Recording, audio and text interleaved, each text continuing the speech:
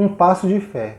Falaremos sobre o amor abnegado de Jesus e como aplicá-lo em nossa vida, como sair de nossa zona de conforto e o chamado de Jesus para mudar o mundo. Vamos?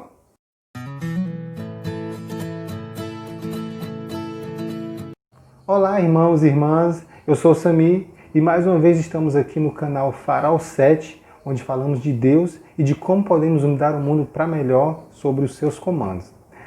O texto em destaque hoje, o texto da Bíblia, está lá em Filipenses 2, versículos de 5 a 7, onde fala assim: tenham entre vocês o mesmo modo de pensar de Cristo Jesus, que mesmo existindo na forma de Deus, não considerou ser igual a Deus, algo que deveria ser retido a qualquer custo. Pelo contrário, ele se esvaziou assumindo a forma de servo, tornando-se semelhantes aos seres humanos. Amém? Enquanto não estivermos no céu, na eternidade, e com uma compreensão superior a de um ser humano, não haverá como mensurar o valor do que Jesus fez por nós. A nossa mente finita, pela fé, pode captar só parcialmente o que o sacrifício do amor de Jesus representa para nós. Ele deixou o céu, uma dimensão perfeita, onde tinha a plenitude de todas as coisas ao seu alcance, e veio para a terra, uma dimensão corrompida pelo pecado, viveu uma vida de sofrimento ilimitada pela carne, com a missão de revelar o caráter verdadeiro de Deus, que tinha sido distorcido pelo inimigo, reconquistar o afeto do ser humano e resgatá-lo, pois estava condenado por causa do pecado. Ele teve que viver a vida sem pecar e oferecer a sua vida imaculada no lugar da vida da humanidade pecadora, o único jeito de salvá-la. Quando descobrimos que fomos salvos porque o próprio Deus, o nosso Criador, veio morrer em nosso lugar, a morte que merecíamos, os que vão herdar o céu sentem-se gratos e querem seguir esse Deus. Acontece que seguir a Deus, escolher a vida, é ir contra a natureza pecaminosa, que está impregnada em nosso DNA corrompido e que se inclina para a morte. Se libertar dessas correntes é sacrificoso, é uma luta, e só podemos vencer essa luta com Jesus. Filipenses 2, do verso 5 ao 11, é um dos textos que mais falam sobre Jesus. O texto fala que Jesus, tendo todo o poder do universo, se esvaziou desse poder a fim de salvar sua criação condenada à morte. Para um ser humano normal, quanto mais poder ele tem, mais ele tende a querer ser melhor que os outros. Jesus, tendo um poder infinito, nesse caso, ele quis servir mais aos outros, a ponto de entregar sua própria vida para salvá-los. A essência do pensamento de Jesus é esse amor abnegado, é o altruísmo genuíno. Segui-lo significa amar como ele amou, servir como ele serviu. Quanto mais nos achegamos a Jesus, mais nos apartamos do mundo. E assim, vencemos a tentação de querer ter mais poder, que é a natureza do mundo, para viver esse amor abnegado que Jesus veio nos ensinar. É difícil vencer essa tentação, é um sacrifício, mas acredite, o prazer de estar com Jesus no paraíso, por toda a eternidade, torna qualquer sacrifício feito aqui na terra insignificante. Em Mateus 4, do verso 18 ao 20, e Mateus 9, verso 9, Jesus chama para segui-lo Pedro, André e Mateus. Jesus já tinha começado seu ministério há um ano. Com certeza, eles já tinham ouvido falar de Jesus.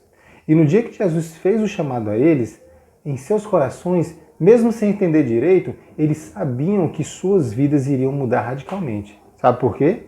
Porque todo ser humano anseia por esse chamado divino, anseia por esse propósito nobre e superior. Lá no fundo, sabemos que não nascemos para uma vida medíocre, uma vida de faz de conta. A vida real é mais do que isso. Acontece que muitos não querem sair da sua zona de conforto e acabam se iludindo com os encantos do inimigo. Aceitam a mentira e rejeitam a influência do Espírito Santo. E assim vai ficando mais difícil quebrar essas correntes. O Espírito Santo sempre se manifesta de alguma forma aos que estão nessa ilusão, a fim de que eles se libertem. No caso desse chamado de Mateus, Pedro e João, o Espírito já vinha influenciando os corações dos discípulos há anos, só para aquele momento. Eu vou deixar um link na descrição sobre um vídeo falando melhor sobre a atuação do Espírito Santo no resgate dessas ovelhas perdidas. Depois você confere lá, ok? E por falar de pessoas que mudaram sua vida radicalmente, eu não poderia deixar de falar do apóstolo Paulo. Como muitos, hoje em dia, Paulo estava numa Babilônia, uma religião corrompida, pensando fanaticamente que estava fazendo a coisa certa. Se você tem dúvida ainda do que é Babilônia, eu vou deixar aqui na descrição um link de outro vídeo falando melhor sobre esse tema, ok? Pois é, Paulo vivia numa Babilônia, até que ele respondeu à influência do Espírito Santo, como Mateus, Pedro e João, e se converteu a Jesus. Depois disso, Paulo se tornou um instrumento muito útil nas mãos de Deus. Para ser mais exato, um instrumento extraordinário. Agora, eu não vou dizer que depois que Paulo conheceu Jesus, a sua vida foi um mar de rosas. Ele sofreu. Mas para Paulo, segundo ele mesmo, ele achava todo o seu sofrimento lucro diante dos benefícios de ser uma pessoa salva. Isso não quer dizer que Paulo era um masoquista, e sim que ele teve senso de reconhecimento do valor de seu perdão. Ele se considerava o maior dos pecadores, e o mínimo que ele poderia fazer era dedicar sua vida àquele que o salvou. E foi isso que ele realmente fez. Mas o que mais impacta na história de Paulo não é seu sofrimento, e sim o grande testemunho de um santo que se deixou ser guiado por Deus. Olha só, se um ex-inimigo de Deus, convertido, fez todo esse alvoroço no século I, num tempo onde não havia internet, imagine só uma pessoa, gente boa como você que está assistindo esse vídeo, não iria fazer hoje se deixasse Deus guiar a sua vida? Pense nisso. Ainda que nosso chamado não seja dramático como o chamado de Paulo, Deus está nos convidando para participar de sua obra para mudar o mundo. Fique atento ao chamado do Espírito Santo e seja um Paulo, ou um Pedro, ou um João, ou um Mateus. Só ama de verdade quem conhece Jesus, porque Ele é amor. O amor é dinâmico, Ele não nos deixa ficar parado. Ele impulsiona a gente, Ele constrange a gente. Mas o amor não é oba-oba, não é empolgação ou coisa do momento. Amor é compromisso. Viver de verdade é adotar esse amor de Jesus como estilo de vida. No Evangelho de João, no capítulo 21 e versos de 15 ao 19, vemos um exemplo desse convite que Jesus nos faz hoje também. Para contextualizar, alguns dias antes do acontecimento desses versos, Pedro tinha negado Jesus 3 vezes. Isso deixou Pedro muito desanimado. Mesmo Cristo perdoando ele estava decepcionado consigo mesmo. Então, Jesus pergunta: Pedro, tu me amas? 3 vezes, uma para cada negação que ele tinha feito antes, junto com 3 pedidos para ele ser um líder cristão. Esse ato restaurou a confiança de Pedro e resultou em uma das maiores lideranças do cristianismo. Irmãos, eu vou dizer uma coisa extremamente importante agora. Isso não é um caso isolado e acontece muito mais vezes do que você imagina. Quando pecamos, nós cristãos, temos que pedir perdão o quanto antes a Jesus em oração. Qualquer pecado que tenhamos cometido, Ele nos perdoa.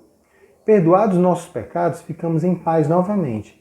E imediatamente a essa reconciliação, pedimos forças ao Espírito Santo para permanecer na paz de Deus, para permanecermos santos. Acontece que às vezes nós é que não nos perdoamos e ficamos remoendo aquele pecado. Que nem o exemplo de Pedro que eu acabei de falar. E isso, infelizmente, acaba nos afastando mais e mais de Deus. E quanto mais longe de Deus, mais difícil voltar. Irmãos, se o próprio Deus já te perdoou, que direito você tem de não se perdoar? Do mesmo jeito que você tem que perdoar o seu próximo, funciona para você também. Irmãos, isso é uma das mais ardilosas armadilhas do inimigo. Ele tenta fazer você se auto-rebaixar para te desanimar e não seguir o caminho da vida. E essa armadilha tem prendido muitas almas boas, viu? Eu falo isso com experiência própria. Então, se você está nessa condição, nessa armadilha, de algo que você fez e que acha que foi desqualificado para fazer a obra de Deus, eu te digo uma verdade. Irmão, irmã, Jesus já te perdoou e Ele está esperando por você. Você é precioso ou preciosa para Ele. Se liberta desse desânimo e vamos fazer a obra. Jesus quer a sua ajuda. Amém? Olha, isso ia acontecendo com Pedro, mas Jesus foi lá e chacoalhou Pedro até que ele saiu dessa armadilha. E graças a Deus fez a diferença na vida de muitas pessoas daquele século e hoje também. Imagine só se Pedro ficasse remoendo o pecado dele. Será que seu pecado é maior do que de Pedro? Então, se Jesus perdoou e libertou Pedro, é claro que ele te perdoou também. Se levanta, se recompõe e vamos para a obra.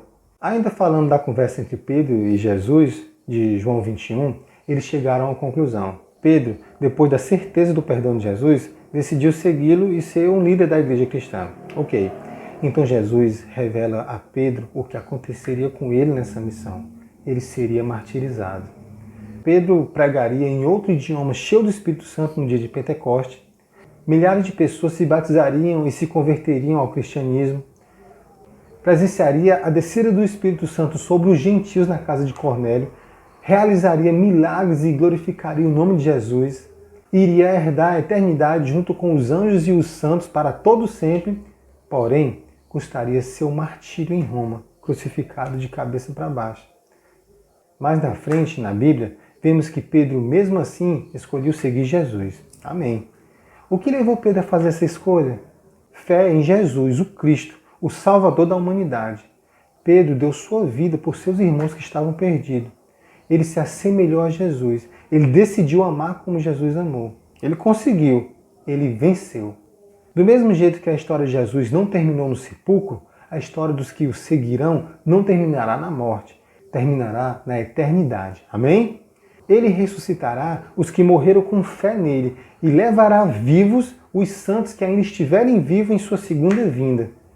Enquanto esse dia não chega, somos chamados a amar como ele amou, nos preparar para habitar o céu e anunciar o evangelho da salvação de Jesus ao mundo. Irmãos, eu não vou mentir para vocês, estamos em guerra e é o bem contra o mal. E o desfecho dessa guerra está chegando ao fim.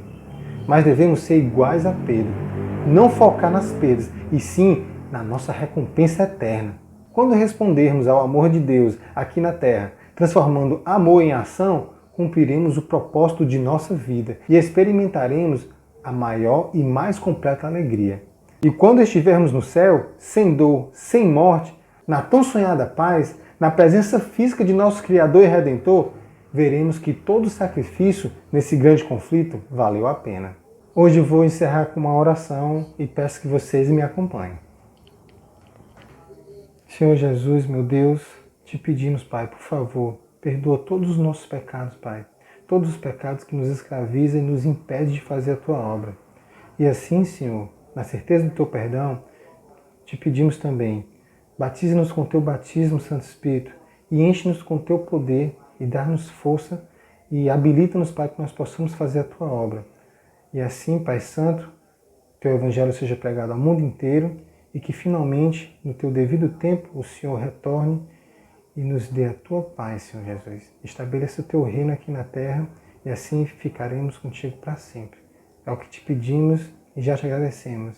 Amém.